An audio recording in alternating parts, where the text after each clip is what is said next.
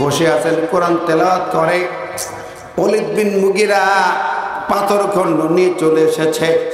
মুহাম্মদ, তুমি আমাকে গালি দিয়েছ, প্রমাণ দাও, নইলে তোমার মাথা পাথর দিয়ে ভেঙে চুরমার করে দেব। বিশ্বনবী বলে, ওলীদ থামো, তুমি কি সত্যি প্রমাণ চাও? দেখো, প্রকৃত অর্থে কোন সন্তান যদি জারজ হয়, বাবার না হয়, এই দুনিয়ার মানুষ কেউ জানে না, একমাত্র জানে আল্লাহ, আর জানে তার মা। মা জানে কার সাথে কি আকাম করছে। তুমি যাও তোমার মায়ের কাছে জিজ্ঞেস করো, তোমার মা বেঁচে আছে জিজ্ঞাসা করো। সেই রজনীতে তুমি মায়ের গর্ভে যাও, তোমার বাবা বাড়ি ছিল না, যাও তোমার মা বেঁচে আছে ডেকে আনো। যুবক চলে যায় বাড়িতে, মায়ের কাছে চলে যায়। মা গো, একটু চলো, মুহাম্মদ আমাকে গালি দিয়েছে, অত্যন্ত খারাপ ভাষায় গালি দিয়েছে, তার জন্য একটু প্রমাণ দিতে হবে, তোমাকে যেতে হবে। আমার হাতে পাথর আছে, আমি পাথর দিয়ে মুহাম্মদের মাথা ভেঙে দেব, তুমি একটু প্রমাণ দাও শুধু। কই ব্যাপারটা কি? মুহাম্মদ কারো গালি দেয় না, তোর দিল কেন? মুহাম্মদকে গালি দেয় জীবনে কারো?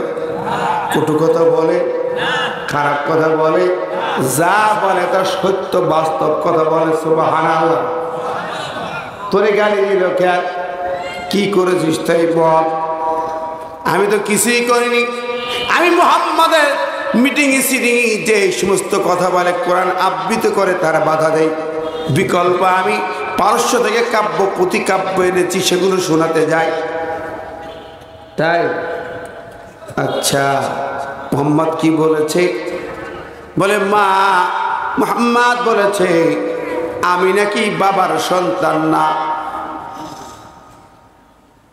মা মাথা নিচু করেছে, চোখ দিয়ে পানি গড়িয়ে পড়তেছে। কি ব্যাপার? মাকে ছেলে বলে, মা কেঁদো না, মন খারাপ করো না, তুমি প্রমাণ দাও, সত্য কথা বলো, আমি মুহাম্মদের এর দাঁত ভাঙা জবাব দেব। মা জননী কেঁদে কেঁদে পরে মাথা উঁচু করে বলে, ছেলের শোন, মুহাম্মদ তো আল আমিন। মনে মনে চিন্তা করি, পৃথিবীর কেউ তো জানে না, এত গোপনে করলাম। পৃথিবীর কেউ জানে না, মুহাম্মাদের তো জানার কথা না, তো জানলো কি কিরি? আমার ঘরের গোপন কথা কেমন করে ফাঁস হলো? এই তথ্য কিভাবে গেল? এই তথ্য মুহাম্মদ যে পেয়েছে, তার মনের পাতায় গেঁথে গেছে। একমাত্র নবী ছাড়া এত গোপন কথা কেউ জানতে পারে না। তখন বলে, খোকারে, মুহাম্মদ তো আল আমিন, জীবনে কখনো মিথ্যা বলে না, বলেনি। আজ মনে হয় মুহাম্মদ মিথ্যা বলে না, যা বলেছে ঠিক বলেছে। আল্লাহু আকবার। কোরআন বলে, উতুল্লিম বাদা যালিকা জানিন। আমার ভাইয়েরা, এই কোরআনের বিরুদ্ধে দুশ্মনী যারা করে, আল্লাহর কোরআন বলেন, নবী বলে গেলেন, তারা হলো বেজম্মা, যার সন্তান। ঠিক না বে ঠিক? কথা বলেন। তাহলে যারা কোরআনের মাহফিলে হামলা করেছে, 44 জারি করে বন্ধ করেছে, মাহফিল করতে দেয় নাই, আলেমদেরকে হয়রানি করে মেরে মেরে জেলখানায় ঢুকিয়েছে, ওরা বেজম্মা, যার সন্তান ছাড়া কিছু না।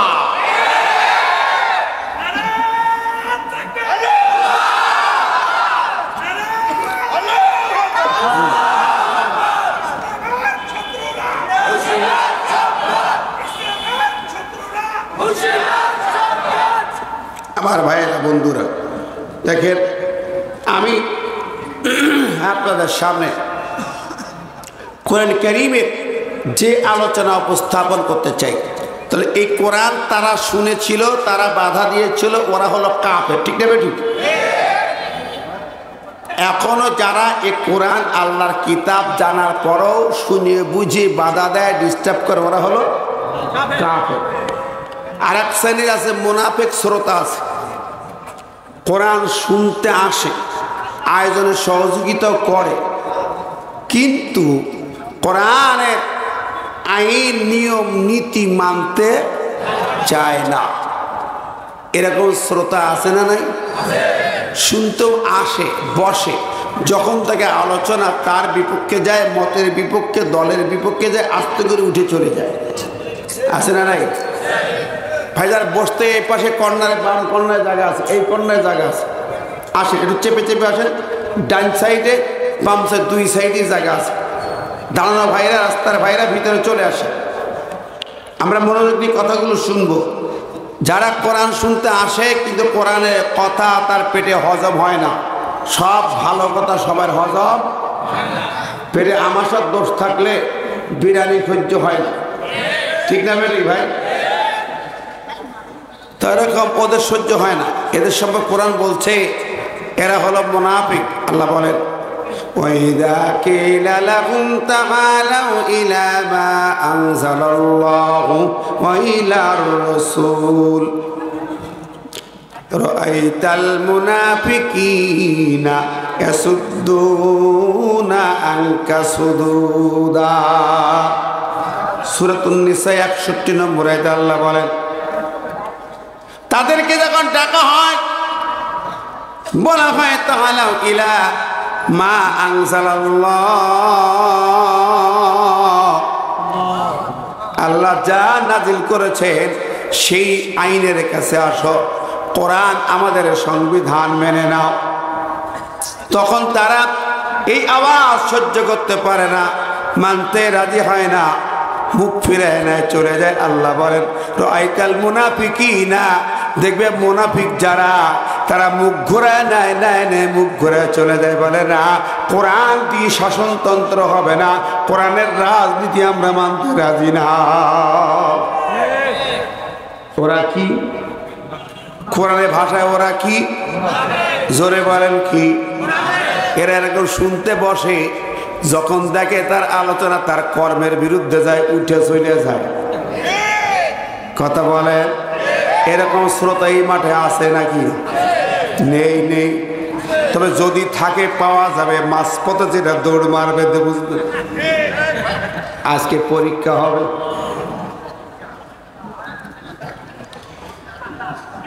কোরআনের আর এক প্রকার শ্রোতা ঈমানদার, তারা কারা?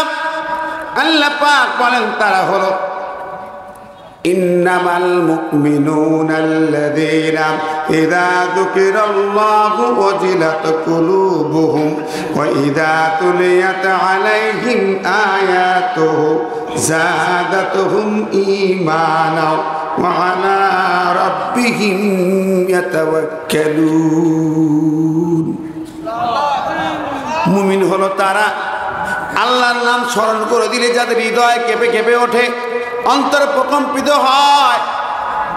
আর যখন কোরআনের তেলাওয়াত করা হয়, কোরআনের আলোচনা পেশ করা হয়, আল্লাহ বলেন যাদাতুহুম ঈমানা, তাদের ঈমান বৃদ্ধি পায়, ঈমান বেড়ে যায়, ঈমান বৃদ্ধি পায়, আত্মা ঠান্ডা হয়। সুবহানাল্লাহ। তারা আরো কি বলে জানেন? সূরা মায়দা 83 নম্বর আয়াতে আল্লাহ পাক বলেছেন, সূরা মায়দা 83 নম্বর আয়াতে আল্লাহ বলেন ওয়াইদা সামিউ মা উনজিলা ইলার রাসূল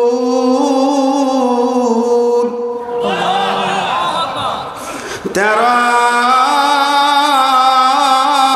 আ'য়ুনাহুম তাফিযু মিনাদ দাম'i মিম্মা আরাফু মিনাল হক يقولون ربنا آمنا فاكتبنا مع الشاهدين।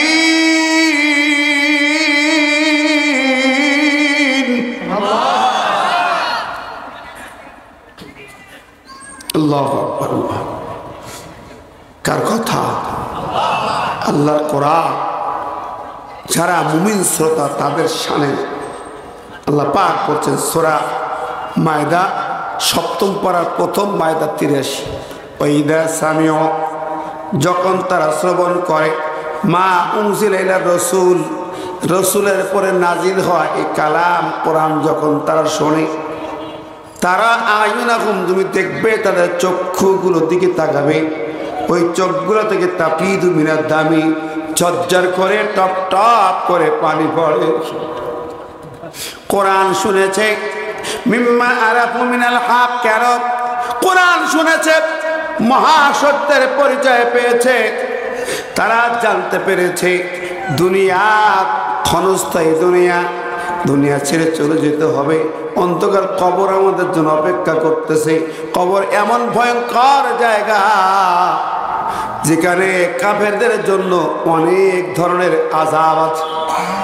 হাদিস শরীফে এসেছে লাইসাল্লাতু আলাল কাফিরি বিকাবিরিহি তিসআতু ওয়া তিসউনা তিন্নিনা লাউ আন্না তিন্নিনা মিনহা নাফাকা ফিল আদমা আমবাতাত খাদিরা আও কামা ক্বালা নবী সাল্লাল্লাহু আলাইহি ওয়াসাল্লাম।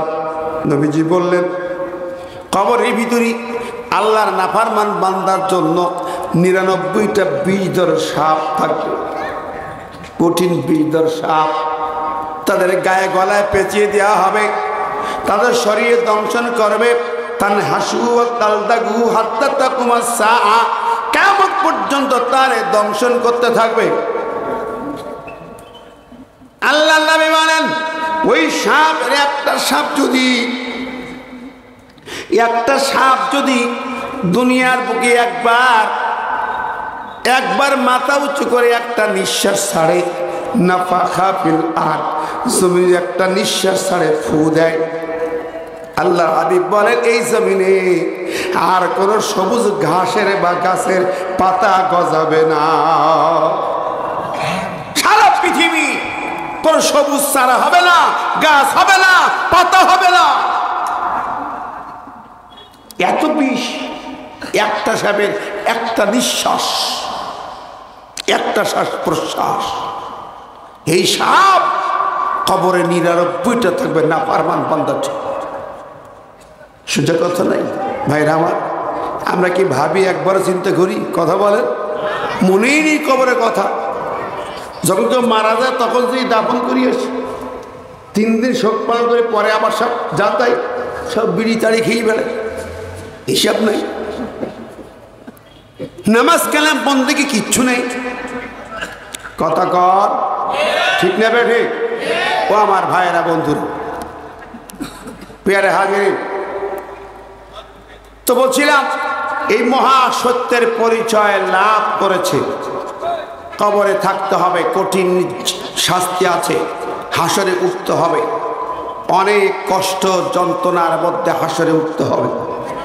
সেদিন সে মাথার উপরে, তোমার এটা মাইকের আওয়াজটা ক্লিয়ার হচ্ছে না, হালকা একটু তুলে দাও, একটু জিকির গান, সুবহানাল্লাহ।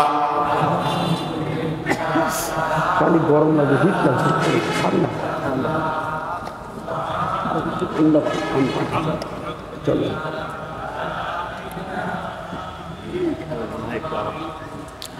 সুবহানাল্লাহ, আলহামদুলিল্লাহ, গরম নাই, ঠান্ডা হয়ে গেছে। লা ইলাহা ইল্লাল্লাহু মুহাম্মাদুর রাসূলুল্লাহ। আলহামদুলিল্লাহ। আমার ভাইয়েরা, তো বলছিলাম সেই হাসরের মাঠেও ছায়া নাই, প্রচন্ড করে মাথায় সূর্য আসবে, মাথার মগজ টকবক করে ফুটে জমিনে পড়বে, হাতে আগুনের হ্যান্ডকাপ, পায়ে আগুনের টান্ডা বেড়ি, কোমরে আগুনের দড়ি, মাথায় আগুনের হেলমেট, পায়ে আগুনের জুতা, মাথা ফেটে যাবে, পুজ রক্ত নাক দিয়ে চোখ দিয়ে বের হবে কান দিয়া, মানুষের হাউমাউ করবে, পানি পানি করে চিল্লাবে, পানি নাই কোথাও, এক ঢোক পানি নাই কোথাও নাই।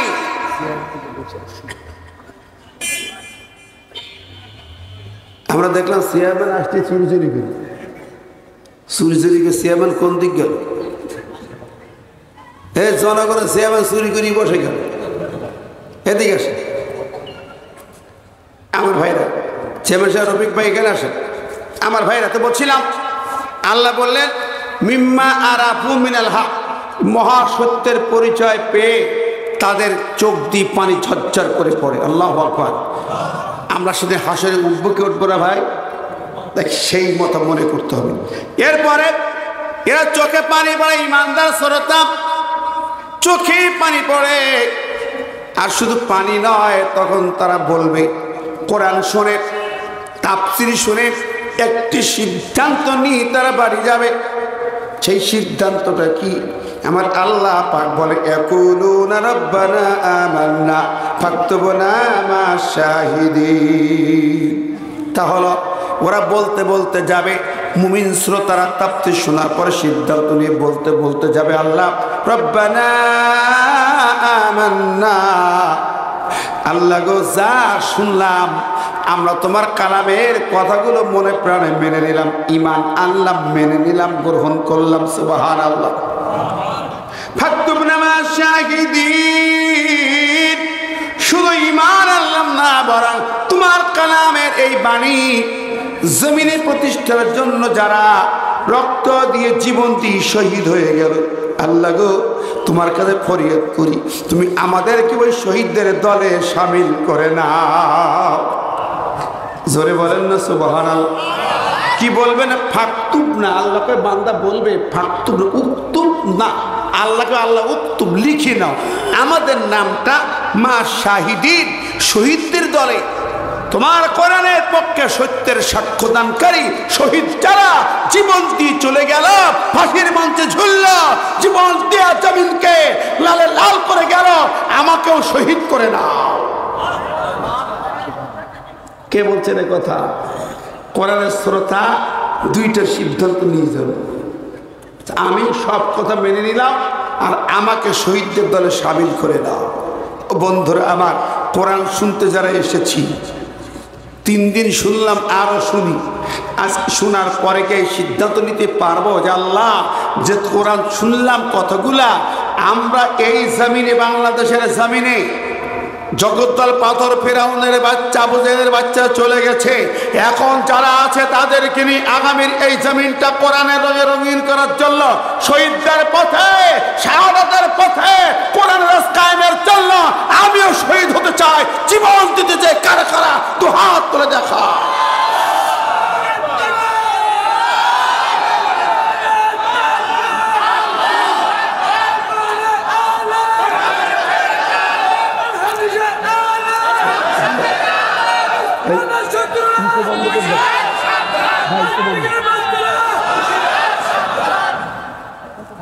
আলহামদুলিল্লাহ, পাক কবুল করবে, আমিন। জবান তুলে জোরে বলে আমিন। তা এখন যাই আমার আলোচনা। কোন সূরা থেকে তাফসীর হবে? আল বাকারা। বাকারা মানে কি? গাভী, দিকাও। সূরার নাম দিকাও, সূরার নাম ফিল। ফিল মানে কি? হাতি। সূরা নামল। নামল মানে কি? পিঁপড়া। নাহার, মৌমাছি নাকি এরকম সূরা। তো এখানে এই কাও, গাভী মানে কি গাভী রচনা না, দিকাও রচনা না। এইটা প্রায় 2.5 পারা একটা বড় সূরা, এত বৃহৎ সূরা আর নেই, সব কথা আছে এর ভিতরে, বহু তথ্যে ভরা। আমি আপনাদের সামনে এই সূরার 2টি আয়াতের উপরে কথা বল, মনোযোগ দিয়ে কোরআন শুনবো ইনশাল্লাহ। তারপর আগে এই সূরার সম্পর্কে কিছু কথা আছে যা জাতির জন্য বড় প্রয়োজন। বর্তমান সময়ে এই তথ্য আমাদের কাজে লাগবে বলে আমি মনে করি। এজন্য আপনাদের সামনে এই কথাটা, গাভীর যে ছোট্ট একটি বিষয় আছে সেটা তুলে ধরতে চাই, মনোযোগ দিয়ে শুনবেন। গাভীটা কি বিষয় ছিল? বনী ইসরাঈলের যুগে একটা মহল্লা, এক এলাকায় একটা ধনাঢ্য ব্যক্তি, ধনশালী, বিত্তশালী ব্যক্তি খুন হলো। তাকে খুন করলো তার আপন ভাতিজা। খুন করলো কে? আপন ভাতিজা। খুন করলো চাচাতো বোন বিয়ে করার জন্য। চাচার একমাত্র মেয়ে, ওটা বিয়ে করার জন্য খুন করলো। চাচার সম্পদের মালিক হবে, প্রস্তাব দিয়েছিল, চাচা রাজি হয়নি। তাই রাতের বেলা চাচাকে খুন করে ওই গ্রামে ঢোকার মুখে প্রতিপক্ষ নেতার বাড়ির গেটের সামনে লাশটা রেখে আসছে। কিরি এই মানুষটা খুন হলো কেন, কি হলো, কে মারলো, কারা মারলো? তো লোকজন চিন্তা করে এই এলাকার মানুষ খুন করলো, এখানে লাশ হইচই পড়ে গেছে। ওই ছেলেটা দৌড়ে ছুটে এসে চাচার বুকের পরে হুমুড়কি পড়ে গলা জড়াই কাঁদতেছে, আহারে আমার চাচারে খুন করলি তোরা, আমার চাচারে খুন করলি, কি সর্বনাশ করলি। খুব হাওয়া করে কাঁদছে। ব্যাপারটা কি, খুন করলো সে, সে এবার খুনের দায় অন্যের ঘরে চাপাইতেছে, গলা বাঁধা করে কাঁদতেছে। দেখেন খুনি কাঁদছে, এরকম দৃশ্য কি আপনারা দেখেছেন কখনো? আছে? কোথায় আছে? কোন দেশে? আফ্রিকায়? বাংলাদেশ। বাংলাদেশে ছাত্র আন্দোলনে আবু সাইদকে যখন মারা হলো, আবু সাইদ তো সবাই জানি এই আন্দোলনের শহীদদের চেতনা, মূল চেতনা প্রেরণা ছিল আবু সাইদ। তাকে মারার পরে আবু সাইদের পরিবারকে ডেকে এনে রাজপ্রাসাদে গণভবনে ডেকে এনে কি সুন্দর করে গলা বাঁধা করে কাঁদল। কে কাঁদল? খুনি, ডাইনি দেবী। কথা বলেন, জোরে বলেন। আজ গতকাল থেকে রিপোর্ট দেখেন, ইন্টারপোল তাম পৃথিবীর গোয়েন্দা বিভাগের রিপোর্ট আসছে, এদেশের যত খুন সব খুনের নির্দেশদাতা ডাইরেক্ট ওই ডাইনি বুড়ি, খুনি। উনি গলা বাঁধা করে কাঁদছে, আহারে কি করে মারল, কি অভিনয়। বাংলার মানুষ চোখে দেখেছে অভিনয়, ঠিক না বলেন?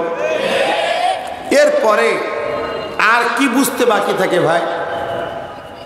ওই জমানায় ভাতিজা চাচাকে খুন করে গলা বাঁধা করে কান্দে, কোরআনের এই ঘটনার বাস্তবতা তো আমরা এখন পাইলাম এদেশেও, ঠিক না ভাই? ঠিক।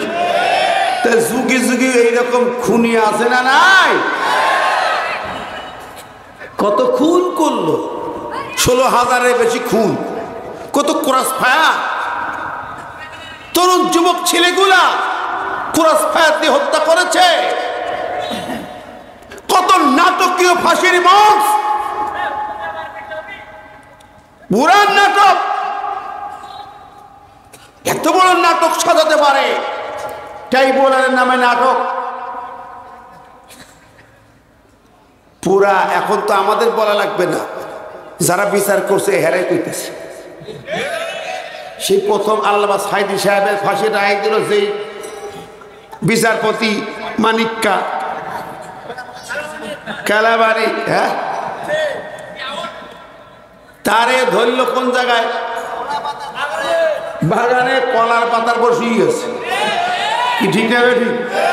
দাড়ি রেখে, আরে বাবা হুজুর হয়েছে, এক ধর্মের দাড়ি সেইছে পালাইছে, পুলিশ হয়েছে, আর ইনি দাড়ি রেখে দরবেশ সেজেছে।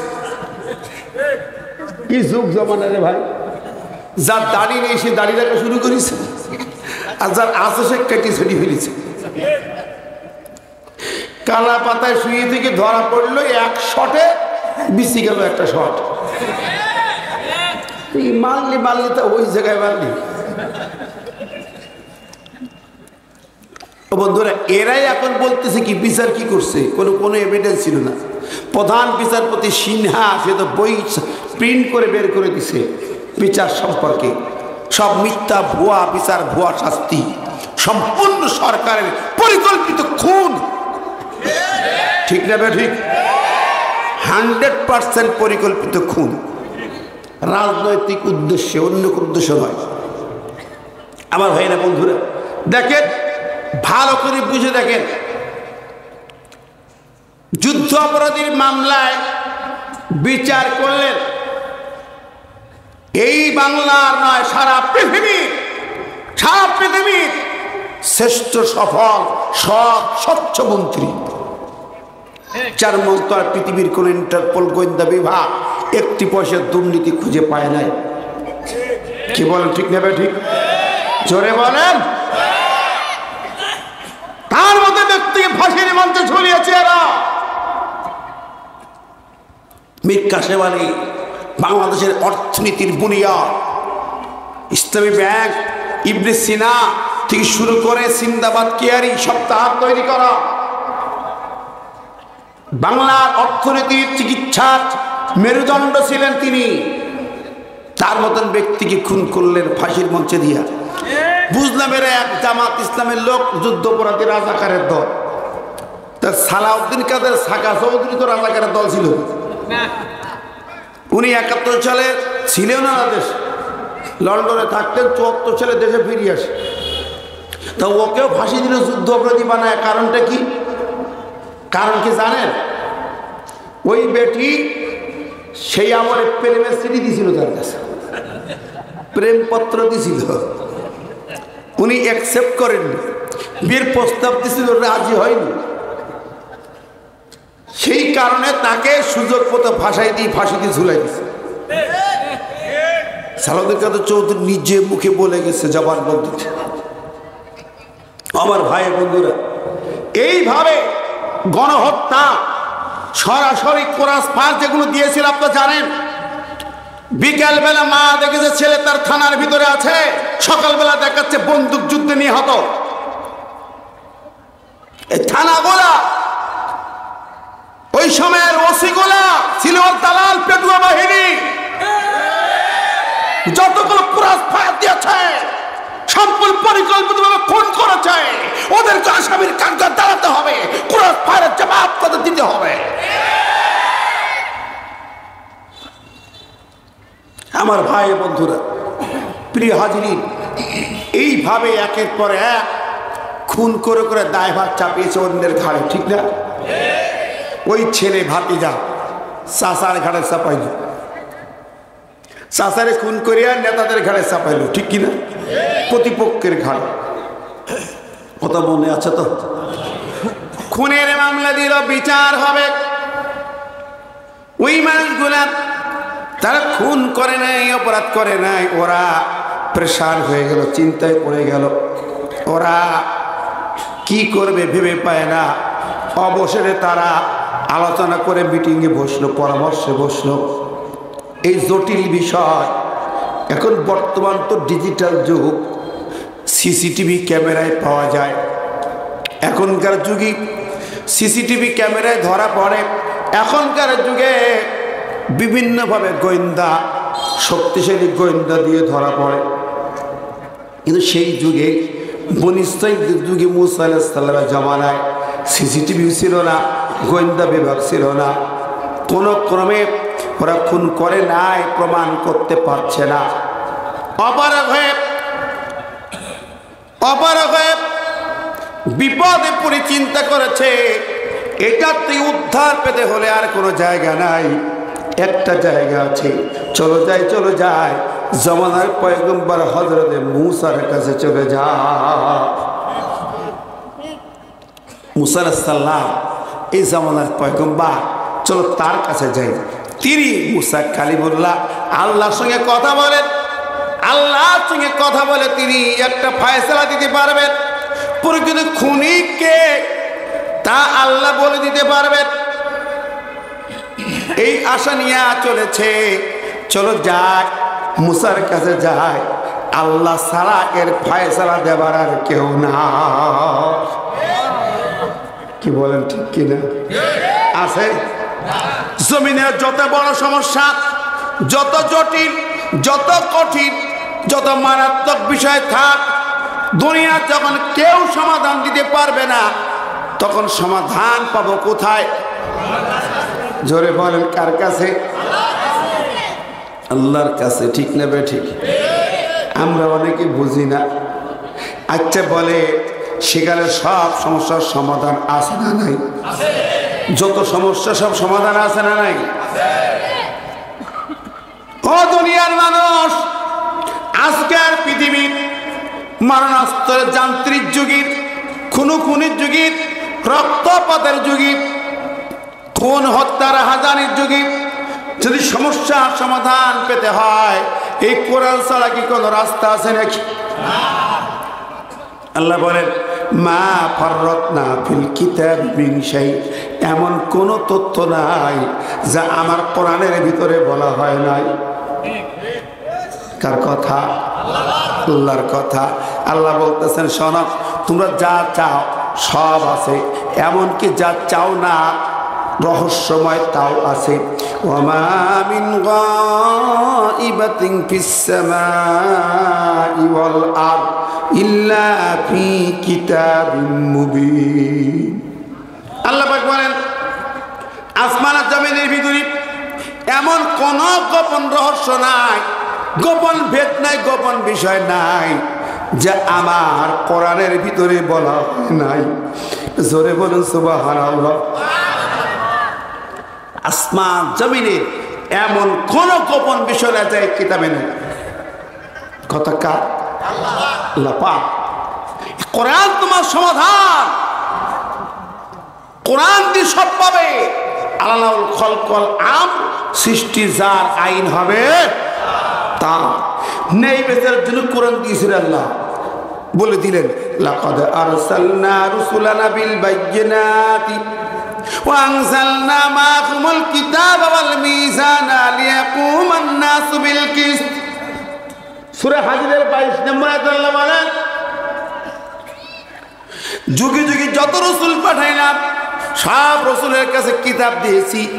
এই কাজ হলে কিতাব দিয়া, কোরআন দিয়া ন্যায় বিচার কায়েম করা হবে। জোরে বলেন সুবহানাল্লাহ। আল্লাহর আইন ছাড়া দুনিয়ায় কি ন্যায় বিচার আছে নাকি ভাই? আছে কোথাও? এই পর্যন্ত 54 বছর আমার দেশের বয়স, ন্যায় বিচার হয় না। শুধু অন্যায় বিচার হয়, সরকারের চাপে বিচার হয়, নেতার চাপে বিচার হয় তার পক্ষে, অথবা টাকার দরে বিচার হয় টাকার পক্ষে। ঠিক না বেটি? সেই ন্যায় বিচার পেতে হলে, সুশাসন পেতে হলে একমাত্র কোরআন চাই। ঠিক না বেটি? কোরআন ছাড়া এই দেশে কোনোদিন সুশাসন পাবেন? কোথাও পাবেন? জোরে বলেন বন্ধুরা আমার। তাহলে আল্লাহ পাক কোরআনও দিয়েছেন, সেই জন্যই তুমি কোরআন দিয়ে রাষ্ট্র, সরকার, আইন, আদালত চালাবে। এই কথা আমাদের বহু লোক মানতে রাজি হয়।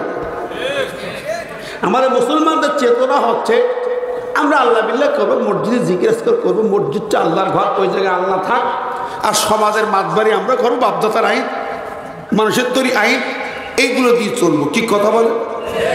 এই যে চেতনা, এই যে ধারণা, এটা কুফরি ধারণা, সেকুলার ধারণা, নাস্তিকদের ধারণা।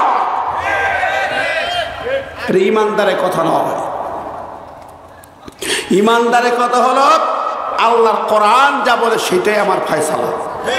আর আল্লাহ বলে কমপ্লিট করে বলাই আল-ইয়াউমা আকমালতু লাকুম দীনাকুম ওয়া আতমামতু আলাইকুম নি'মাতি ওয়া রাদিতু লাকুমুল ইসলাম দীনা।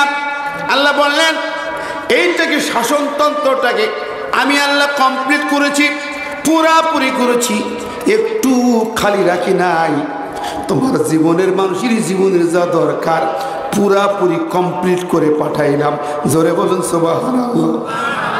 তাহলে কমপ্লিট কোড অফ লাইফ, পূর্ণাঙ্গ শাসনতন্ত্র, এইটা বাদ রেখে আমি কেন লেনিন, কার্ল মার্কস, হেগেল, মাও সেতুং, নাস্তিক, কমিউনিস্ট, তারা পেশাব পেরি পানি নেয় নেই, যারা গাঁজা খেয়ে মুখে গাঁজার গন্ধ, তাদের তৈরি করে আইন দিয়ে আমার শাসন চলতে হবে কেন?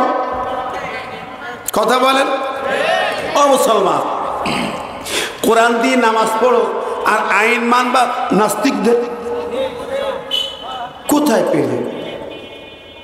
প্রিয় ভাই বন্ধুরা, তাহলে আমরা চাই ওই কথা আমরা মানতে রাজি না। রাজনীতির সাথে কোরআন থাকবে না, এটা চলবে? জোরে বলেন। কোরআন দিয়ে রাজনীতি করতে হবে, কোরআন দিয়ে নামাজ হয়, কোরআন দিয়ে সমাজ চলবে, কোরআন দিয়ে পরিবার চলবে, কোরআন দিয়ে রাষ্ট্র চলবে, কোরআন দিয়ে আইন আদালত চলবে, কোরআন দিয়ে বঙ্গভবন চলবে, কোরআন দিয়ে সংসদ ভবন চলতে হবে। কারা কারা চাই তো হাত তুলে দেখায়।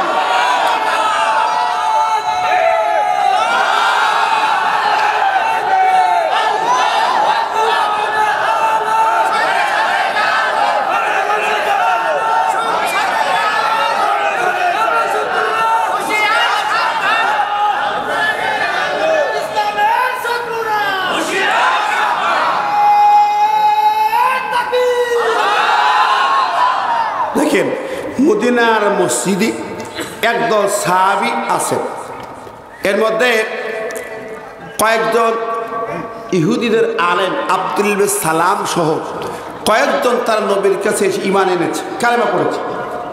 কালেমা পড়ার পরে ওরা বলছে, ইয়া রাসূলুল্লাহ, আপনি আমাদের একটু অনুমতি দেন, আমরা তো শনিবারের দিনটাকে সম্মান করি, শনিবারের দিনটা আমরা সম্মানের দিন হিসেবে পালন করব, আর আপনি আমাদের একটু অনুমতি দেন, আন্নাত তাওরাত মিন কিতাবিল্লাহ, তাওরাত যেহেতু আল্লাহর কিতাব, ওই কিতাবটা আমরা একটু পাঠ করব।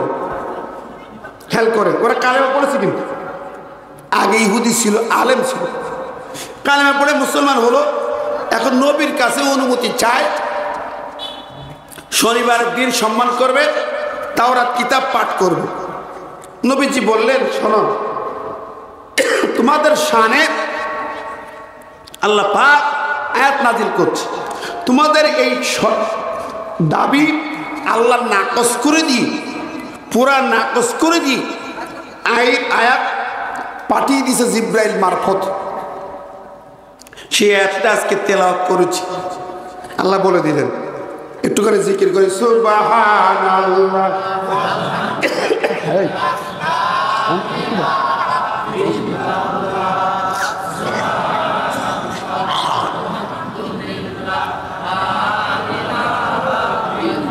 সুবহানাল্লাহ লা ইলাহা ইল্লাল্লাহ, সুবহানাল্লাহ লা ইলাহা ইল্লাল্লাহ মুহাম্মাদুর রাসূলুল্লাহ। আল্লাহ বলছেন, শুনুন, ইয়া আইয়ুহাল্লাযীনা আমানু দুখুলু ফিস-সিলমি কাফা ওয়া লা তাত্তাবিউ খুতুওয়াতিশ শাইতান ইন্নাহু লাকুম আদুউম মুবিন। ওই ঈমানদার, ঈমান আনছো যারা, উদখুলু ফিস-সিলমি কাফা, তোমরা ইসলামের ভিতরে পরিপূর্ণ ঢুকে যাও, পুরোপুরি প্রবেশ করো, পরিপূর্ণরূপে, কিছু শর্ট করব হবে না। ওয়ালা তাত্তাবিউ খুতুওয়াতিশ শাইতান, শয়তানের মত পথ কথাকে অনুসরণ করবে না। লা তাত্তাবিউ, অনুসরণ করবে না, শয়তান প্রকাশ্য দুশমন। ইসলামে এসেছো, কালেমা পড়েছো, কিছু মানবা কিছু মানবা না, ওটা হবে অন্য ধর্মের তা মানবা, তা হবে না, অন্য বিধান মারবে, তা হবে না। আমি নবী আসার পরে অতীত নবীর সব নবুয়ত পরে ঈমান থাকবে, কিন্তু তাদের অনুসরণ নয়। আমার কাছে কোরআন নাযিল হওয়ার পরে পৃথিবীর অন্যান্য সব আসমানি কিতাবগুলো মানসুখ হয়ে গেছে, এখন আল্লাহ যা দিয়েছেন তাই মানতে হবে, এর বাইরে চলা যাবে না। আমার ভাইরা, আমরা কিন্তু এই জায়গায় দুই রকম, আমরাও সেরকম মুসলমান। আমরা জন্মসূত্রে মুসলমান হয়েছি, বাবা মা ওই হাজাম ডেকে আমাদের চামড়া কাটছে, মুসলমান হয়ে গেছে। কোন মতে কালেমা পড়া মুসলমান। আমরা এইভাবেই মেনেছি, যেগুলো আমার পারি, মিষ্টি মিষ্টি যেগুলো মানা যায় সেগুলো মানি, যেগুলো একটু টক মিষ্টি ঝাল একটু কঠিন তিতা লাগে সেগুলো বাদ। ঠিক না বেঠিক? যেমন দেখেন, আকিমুস সালাত কার হুকুম? নামাজ কায়েম করো। আবার আকিমুদ্দিন কার হুকুম? দিন কায়েম করো মানে কি? আল্লাহর শাসনতন্ত্র কায়েম করো। আকিমুস সালাত মানি, হুজুর যত বয়ান করে সালাতের উপরে মানি, কিন্তু আকিমুদ্দিন যখন বলে হুজুর আল্লাহর আইন কায়েম করো, আল্লাহর শাসনতন্ত্র রাষ্ট্রে প্রতিষ্ঠা করো, তখন বলে হুজুর ওটা রাজনীতি বাদ দিয়ে কথা বলেন। কথা কর। আকিমুস সালাত বললে আপত্তি নাই, আকিমুদ্দিন বললে রাজনীতি মানবে না। আবার দেখেন বন্ধুরা আমার, যখন বলা হলো সূরা বাকারা আয়াত সামনে রমজান মাস আসছে, আল্লাহ বলছেন ইয়া আইয়ুহাল্লাযীনা আমানু কুতিবা আলাইকুমুস সিয়াম কামা কুতিবা আলাল